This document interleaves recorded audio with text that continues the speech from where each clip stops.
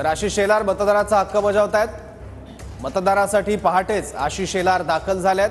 भाजपचे आशिष शेलार मतदानासाठी केंद्रावर दाखल झाले आणि आपला मतदाराचा हक्क ते बजावतात। सकाळच्या प्रहरीस म्हणजे 7 वाजण्याच्या ठोक्यालाच आपल्या मतदानाचा अधिकार बजावण्यासाठी अजित पवार त्यांच्या पत्नी सुनेत्रा पवार या ठिकाणी पोहोचल्या। त्यासोबतच आशिष शेलार यांनी आपला मतदानाचा अधिकार जो आहे तो बजावलेला आहे।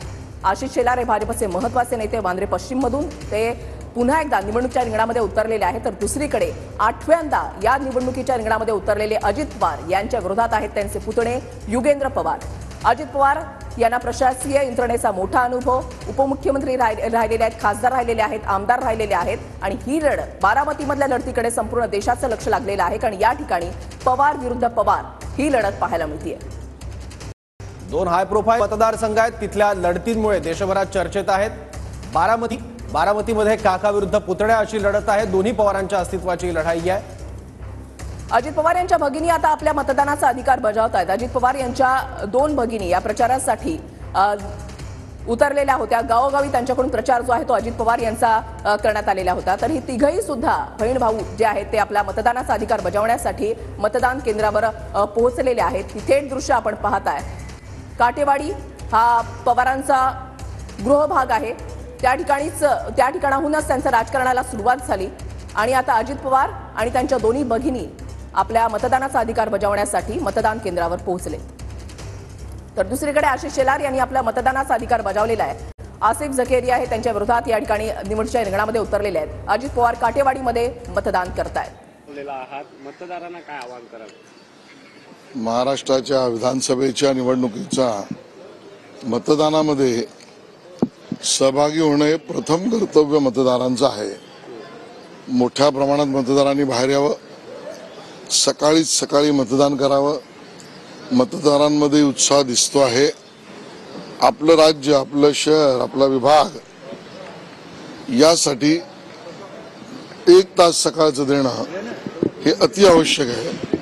असा प्राथमिक विचार सर्व नागरिकांनी करावा अशी विनंती आहे। सर, हिंदी में जानना चाहेंगे, आपने वोट किया है?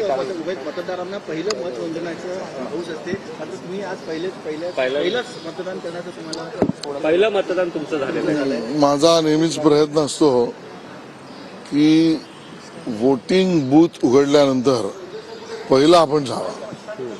आता ह्याच्यामध्ये भावना प्रथम कर्तव्य करावं याची आहे आणि म्हणून त्या अर्थाने माझा हा प्रयत्न सगळ्यांनी तसं करावा हा माझी विनंती राहील। सर, संजय राऊतांनी आरोप केलेला आहे की वोट जिहाद आणि आता नोट जिहाद असं थेट भाजपवर आरोप केलेला आहे। नाही, त्यांचा झालेला आहे कट जिहाद, म्हणजे जिहाद करून पण ते कट झालेले आहेत। जिहादची भाषा करून पण त्यांच्या मतात कटोतरी झालेली आहे। जिहादवाल्यांना बरोबर घेऊन सुद्धा त्यांचा पक्ष कटकट झालेला आहे आणि म्हणून ते कट जिहादची लोक असं बोलत आहेत।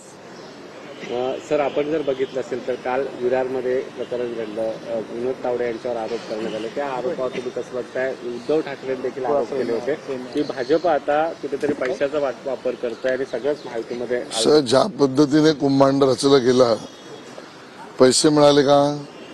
नाही। तावडे साहेबांच्या गाडीमध्ये काही पैसे मिळाले का? नाही। त्यांना चेक केलं जे त्यांनी स्वतः सांगितलं, त्यात काही आक्षेपार्ह मिळालं का? नाही। ज्या पद्धतीचे नंतर पैसे मिळाल्याचे वर्तमान मीडिया समोर आणि एजन्सी समोर 7 वाजता बरोबर